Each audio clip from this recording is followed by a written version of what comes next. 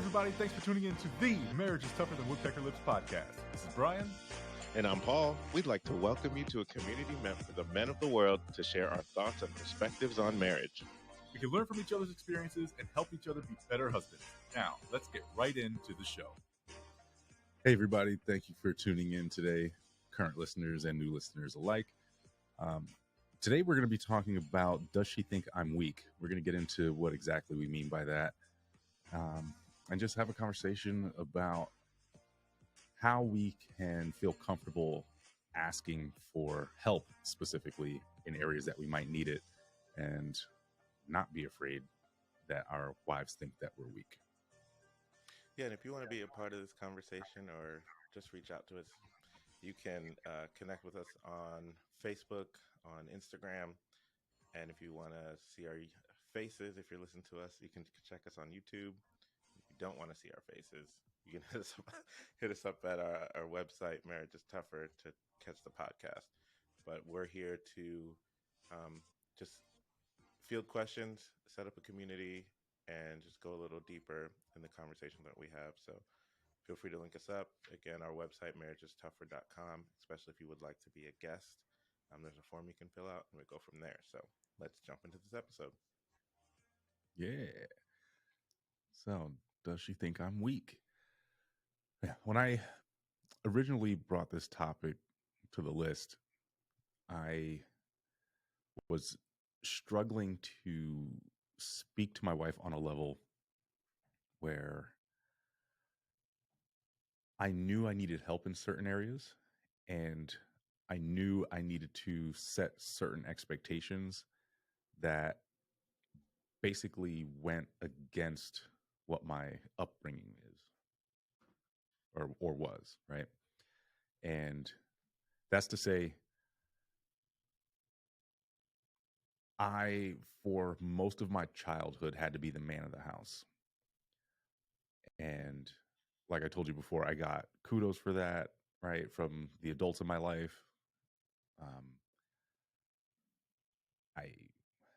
I kind of got comfortable there.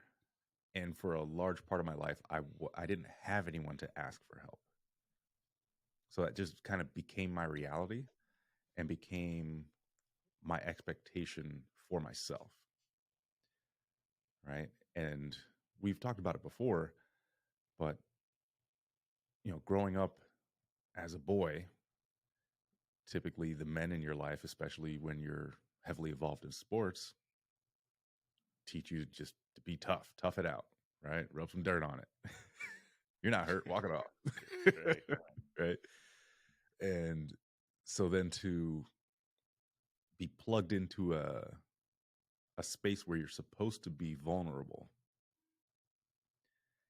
kind of looks that in the face and says, oh no, that's wrong. That doesn't feel right. And so for a large part of my marriage, I have and do struggle with asking for the things that I want and need from my wife, because I have this, I don't know, I'll call it a self-fulfilling prophecy that if I need help, then I'm failing as a man. Yeah, I think all of our topics are so wild when we talk about them, because when we apply certain aspects to our marriage, I'll say for me, I struggle. But if it's something that's not in the marriage, like I may not either struggle as much or I may thrive, right? Maybe outside the home, I have no problem asking for help. Mm-hmm. But like if it's if it's in my marriage, I'm like, let me exhaust all options, and even as a detriment to myself, before I ask for help. But the one thing that you said is, or when you were talking about it,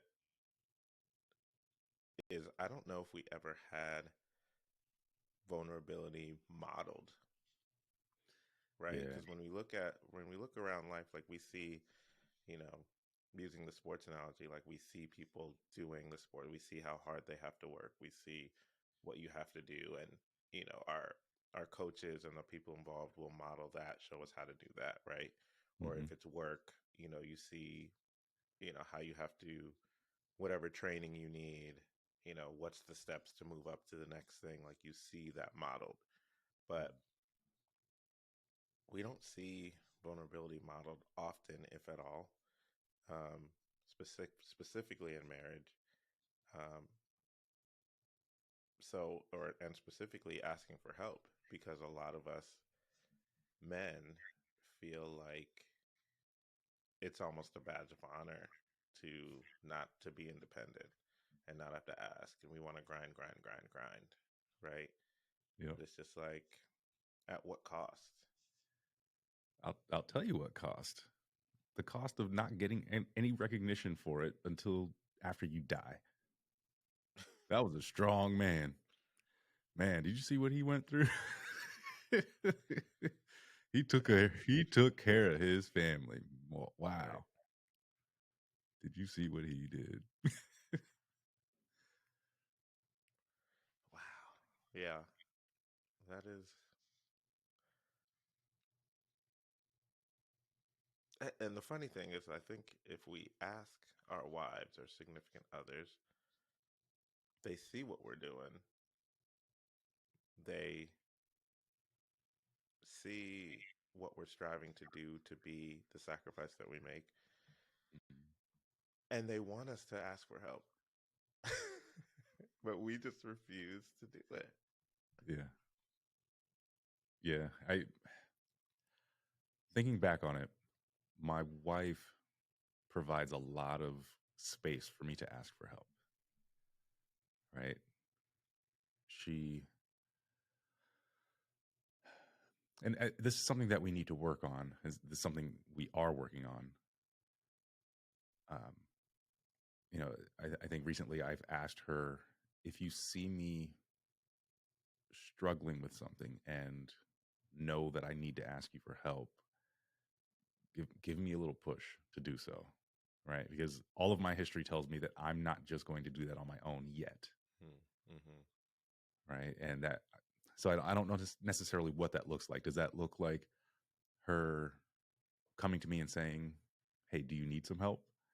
Or does it look like her just offering the help, right? If she knows specifically what I need. Mm-hmm.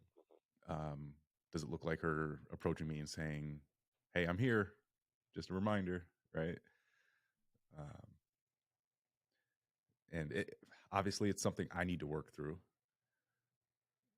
But again, I could use her help working through it. Yeah, that seems to be the theme. Um,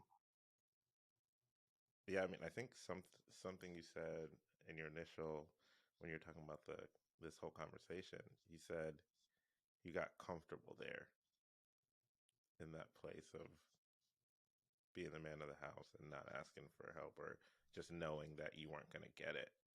Um, that's a deep thing. Yeah. I mean, I That's got comfortable in misery. Yeah. If you really think about it. Right. Yeah, And I then mean, we walk around talking about, I don't know why I'm so depressed. yeah, Because you just got comfortable not taking care of yourself in the way that you should. yeah,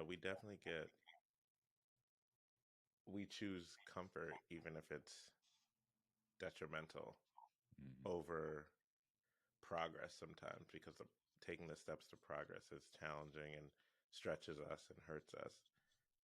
If we're used to, going through something and not feeling that we've accomplished it until we've struggled, right? And it's more Mm-hmm. so we struggle through because it takes us, 2 days to ask for help when we could ask for help in hour one and been done, Yeah. right? But like, you get that sense of accomplishment almost too when you figure it out on your own.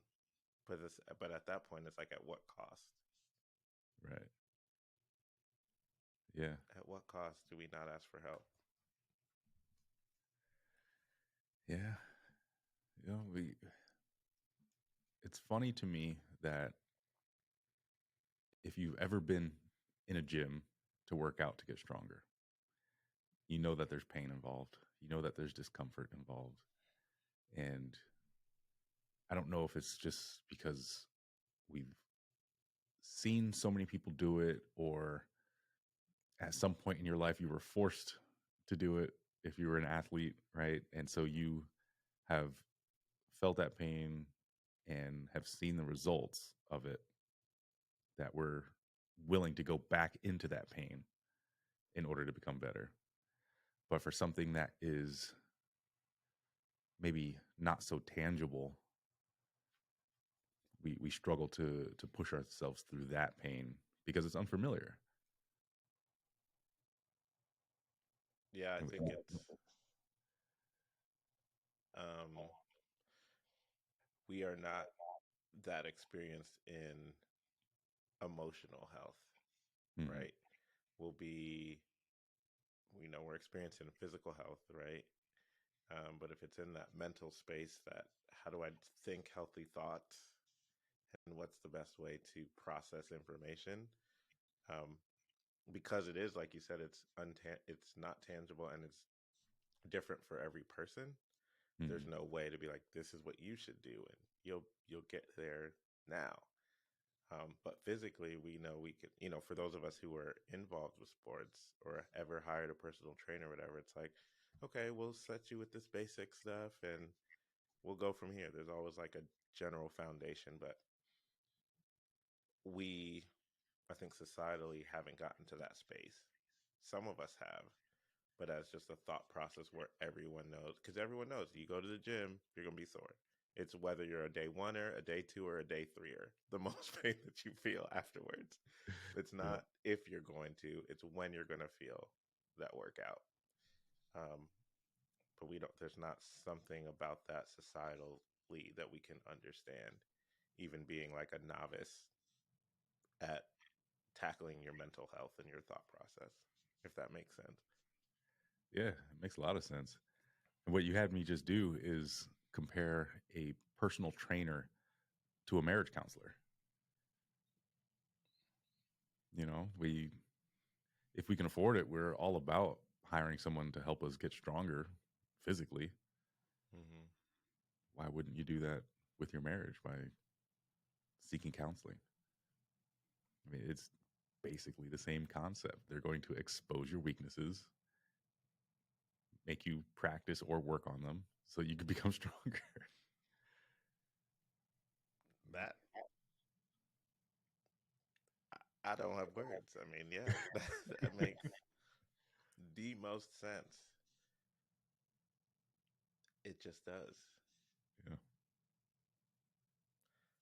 So, I mean, and the crazy thing about it is, if you work at somewhere that generally cares about you, you can get 5 sessions for free with EAP from basically anywhere. Um, so it's not going to cost you anything. Yeah. I mean, I didn't get any free sessions, but we're definitely getting 20% off for the year. Yeah, I You feel it. know, I mean, if the cost is something that scares you, I can tell you there are options out there that are not as expensive as the movies make it seem.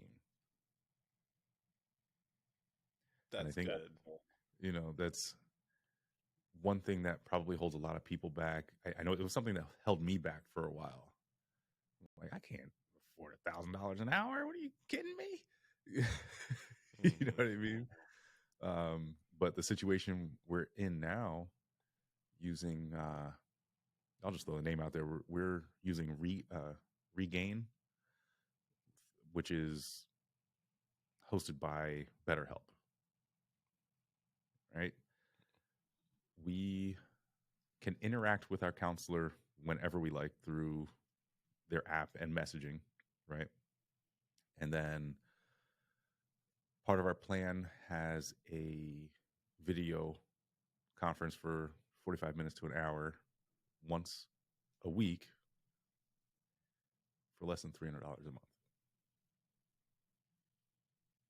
There's a lot of value packed into that. Yeah. I mean, if you think, right, the average car note is close to $500 a month, right? It's And a like lot of seven people are now. like, yeah. People are like, yeah, I drive my car everywhere, blah, blah, blah. You're literally married every day, every second.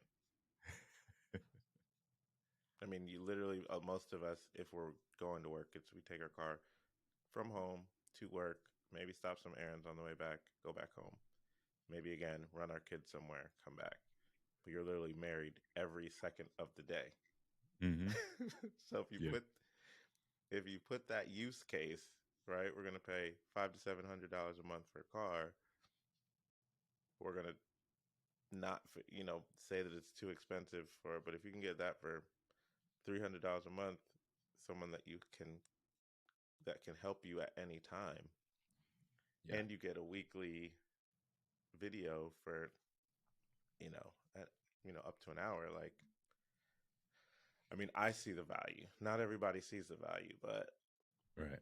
to me, having a healthy marriage is the most valuable thing you can have. More important than a car, more important than a house, more important than anything. Yeah. And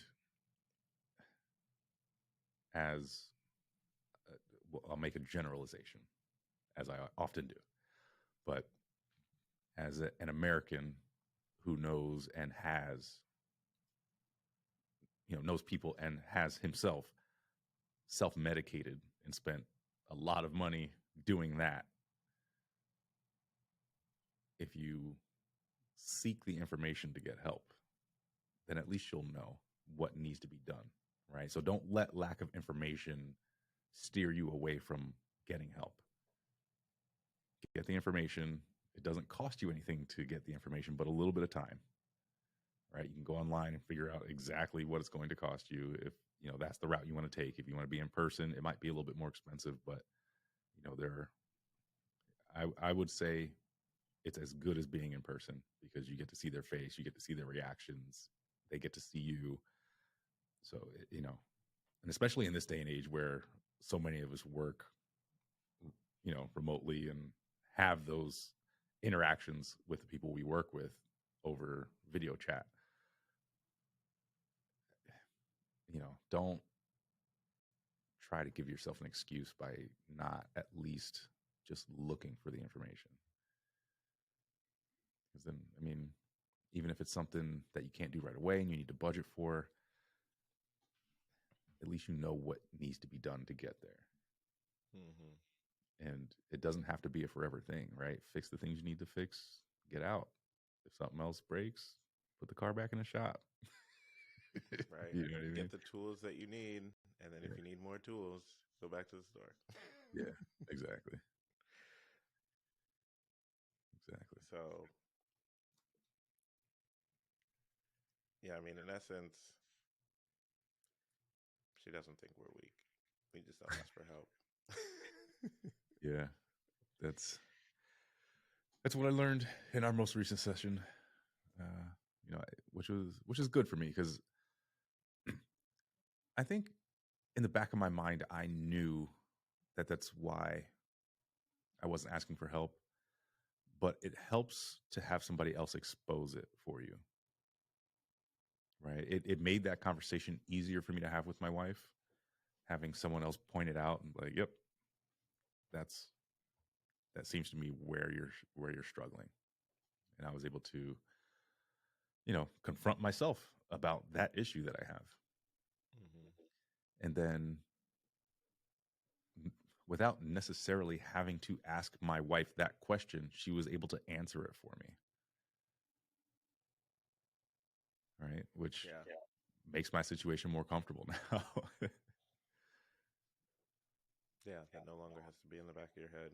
Mm-hmm. She thinks you're strong and you're great. Mm-hmm. And anytime we're affirmed by our wives, we get a boost in what we think we can do. Because it's all mindset, right?